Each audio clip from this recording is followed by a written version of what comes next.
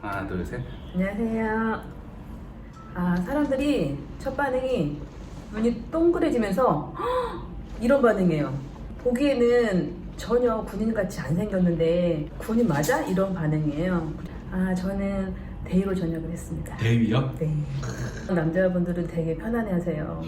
그때부터 군대 얘기를 하기 시작하십니다. 저에게 아주 장장. 혹시 네, 저는 공 2개를 가지고 저희들은 생도가 80명이다 보니까 정말요? A부대, B부대 나눠가지고 40명씩이요. 다른 여자분들 어떨지 모르겠는데 저는 진짜 재밌어요. 남자분들 군대 얘기 들으면 재밌습니다. 알겠습니다. 간호장교는 8년 했습니다. 8년. 친구들을 보니까 다들 보건교사를 준비하고 있더라고요. 그래서 저도 아무 생각 없이 네, 저는 추천합니다. 그렇지만 대단한 각오를 가지고 하셔야 됩니다. 그러니까 누구나 할 수는 있지만 아무나 할 수는 없는 것 같아요. 그 훈련의 강도가 생각 이상이거든요. 자기 인생에서 정말 좀 특별한 경험을 할 수 있는 정말 좋은 기회인 것 같아요. 그래서 적극 추천합니다. 네, 그렇습니다. 많이 유리한가요? 네, 우리나라는 사립학교가 있지 않습니까? 면접에서 조금 유리한 점수. 그 계기가 좀 있으신가요? 보건교사도 지금 8년 차인데요. 10년 차인가? 잠깐만요. 네, 하다 보니까 일도 익숙해지고 약간 무료해졌어요. 그때 이제 저 자신에 대해서 한번 생각을 해보게 됐어요. 나이도 이제 40이 넘었고 이제 제가 원하는 삶이 무엇일까, 내가 진정 어떤 보람을 느낄 수 있는 일이 무엇일까를 생각했는데 어렴풋이 어릴 때 제가 생각했던 어떤 글쓰기에 대한 그런 뭐라고 해야 되지? 그게 이게 있더라고요. 글쓰기에 대한 뭐라지? 로망이 다시 생각이 나서 글을 한번 다시 써보고 싶었어요. 어떻게 보면 주부들 또 여성들하고 맞닿는 이야기일 수도 있을 것 같아요. 그죠? 또 육아하고 그러다 보면 내가 진짜 원하는 게 뭘까 막 이런 생각하게 되잖아요. 네. 그런 똑같은 고민을 하는 좀 주부들, 후배 여성들께 일단 육아맘에 대해서 정말 저도 진정으로 어떤 존경심을 가지고 있거든요. 저는 사실 저도 이제 첫 번째 책에서도 말씀드렸지만 제가 출산 후에 우울증이 좀 왔었고 또 주변에 어떤 육아맘들과 얘기를 하다 보면 출산 후 우울증을 상당히 많이 겪었더라고요. 그런데 그것을 얘기할 수 있는 사람들이 별로 없었고 그리고 자신들도 그게 우울증이라는 걸 몰랐더라고요. 그래서 그런 분들에게 이게 우울증이다. 그리고 본인이 제 우울증을 알고 이거를 극복하도록 노력을 해야 된다. 어떤 방식으로든 자신의 어떤 방식을 찾아서 극복을 해야 된다라는 그런 좀 조언을 해드리고 싶어요. 정신과가 주특기세요? 네. 이거 자기 선택을 할 수 있는 건가요? 지원을 했고요. 지원자 중에서 선발이 되었습니다. 정신과가 좀 경쟁이 센가요? 정신과는 경쟁이 조금 셉니다. 국군수도병원에서 정신과에서 1년간 정말 피나는 훈련을 받았습니다. 정신과 그런 환자들도 많이 만나셨겠네요. 네, 많은 환자들을 만났습니다. 네, 우울증 환자도 많고 정신분열증 환자도 많고 또 정말 다양한 질병의 환자들이 많이 왔어요. 조현병 환자, 제 첫 환자였어요. 키 크고 되게 잘생겼거든요. 해병대 출신이었는데 의무병들과 군의관들 그리고 간호장교 모두 합심해서 그 환자를 병동으로 데려온 기억이 반항을 했나요? 끌려오기 싫은 정도가 아니라 완전 이상한 알아듣지 못할 얘기들을 하고 소리를 지르고 완전히 정말 그냥 밖에 사람들이 흔히 말하는 약간 그렇게 보일 수 있는 행동을 보였었어요. 치료가 되니까 정말 금세 좋아지더라고요. 네. 왜 그런 거였어요? 그 환자는? 정신분열병, 조현병이기 때문에 그건 어떤 뇌의 화학적인 변화로 인해서 발생한다고 보고 있어요. 기폭제가 되는 거는 이제 조현병 자체가 19세에서 20대 초반에 많이 발생을 하고요. 그리고 거기다가 이제 군대라는 특수한 상황이잖아요. 그게 매우 스트레스 상황이 될 수 있기 때문에 그 환자는 특히나 해병대 출신이었잖아요. 그래서 아마 많이 힘들었던 것 같아요. 여성분들이 그런 거 많잖아요. 자기는 힘든데 힘든 척을 하면 안 되고 나 결혼 잘했다 이런 걸 좀 보여야 되잖아요, 주위 사람들한테. 그래서 우울하고 힘든데도 감추고 막 즐거운 사진을 찍어서 막 올리고 SNS에 그런 경우가 좀 흔한 것 같아요. 그러니까 어떤 자신 내면은 매우 지금 정말 힘들고 우울하고 푹 꺼져 있는데 그거를 남들 시선 의식해서 그걸 표현을 잘 못하고 오히려 반대로 이렇게 또 표현을 하는 경우가 있더라고요.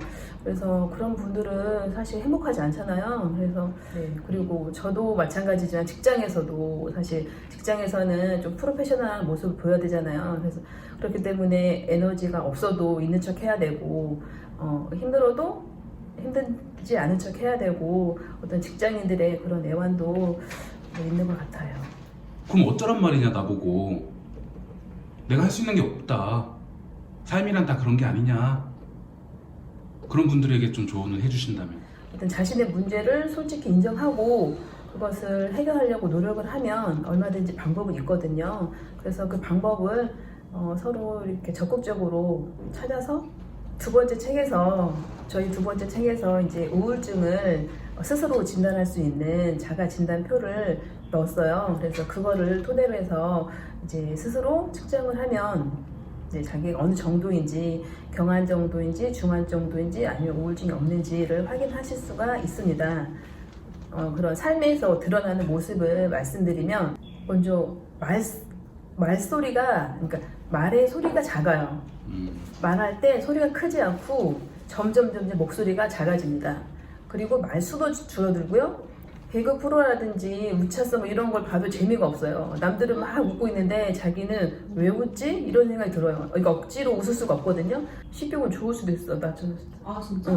잠깐만. 네. 그리고 성욕이 갑자기 좀 이렇게 떨어질 수가 있어요.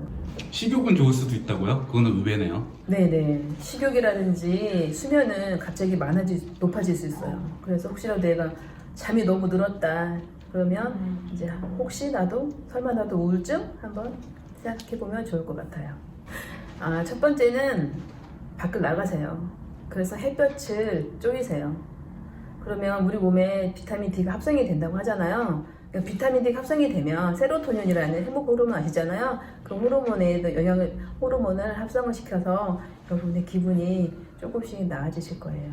저는 말로 사람들에게 제 마음을 표현하는 것보다 글로 제 마음을 표현하는 게 더 편하거든요. 그래서 이제 글쓰기를 한번 해봤는데 작년에 첫 번째 책을 사실 힘겹게 냈어요. 그때는 좀 시간이 걸린 걸로 알고 있거든요. 첫 번째 책은 몇 개월 걸린 것 같은데 그렇게 한번 쓰고 나니까 뭔가 마음에서 좀 뿌듯함을 느꼈고 뭔가 저 자신을 알아가는 첫걸음이었던 것 같아요. 그래서 좀 더 자신감을 갖고 두 번째 책은 쓸 수 있었던 것 같습니다. 이 책 쓰고 싶어 하는 분들에게 한 말씀 하신다면? 책을 쓰고 싶어 하시는 분들이라면 반드시 지금 쓰셔야죠. 지금 쓰셔야 됩니다. 더 이상 미루지 마시고요. Right now, 지금 쓰세요. 미루면 절대 쓸 수 없어요. 그냥 자신감을 가지시고 용기를 가지셔서 저도 했으니까 여러분도 하실 수 있으리라고 생각합니다. 육아로 많이 힘드시죠? 제가 육아로 정말 힘들어서 그분들의 마음을 알 것 같은데요. 육아를 하면서 자신만의 시간이 필요하다고 생각합니다. 그래서 어떤 식으로든 여러분들이 개인의 시간을 하루에 30분에서 또는 1시간만이라도 내서 자신이 하고 싶은 게 무엇인지 본인이 정말 짜릿하게 할 수 있는 게 무엇인지를 찾아보시면 좋을 것 같아요. 그래서 그런 시간을 가지면 육아 스트레스도 날려버릴 수 있을 것 같고 이제는 자기 자신을 현재 자신의 상태를 한번 점검해보는 것도 중요할 것 같아요. 내가 지금 육아 때문에 힘든 것인지 아니면 어떤 다른 힘든 상황이 있는 것인지 아니면 내 기분의 변화가 온 것인지 한번 차분하게 자신의 상태를 점검해 볼 필요가 있다고 생각합니다. 제대로 진단을 하고 거기에 맞게 여러분들이 어떤 처방을 받아서 저는 언제든지 여러분들을 만나고 싶습니다. 제가 사람을 좋아해서요. 정신 전문 간호사로서 그래도 그동안의 임상 경험과 어떤 노하우들이 있기 때문에 여러분들에게 조금이라도 도움을 줄 수 있을 것 같아요. 블로그 활동은 이제 막 시작을 해서 응원차 많이 들러주시면 블로그로도 만날 수 있고 저는 언제든지 상담할 준비가 돼 있고요. 여러분들께서 작은 것부터 큰 것까지 어떤 거든 다 저에게 이제 상담 요청하시면 제가 성심성의껏 답변을 해드릴 수 있을 것 같아요. 안녕. 행복하세요.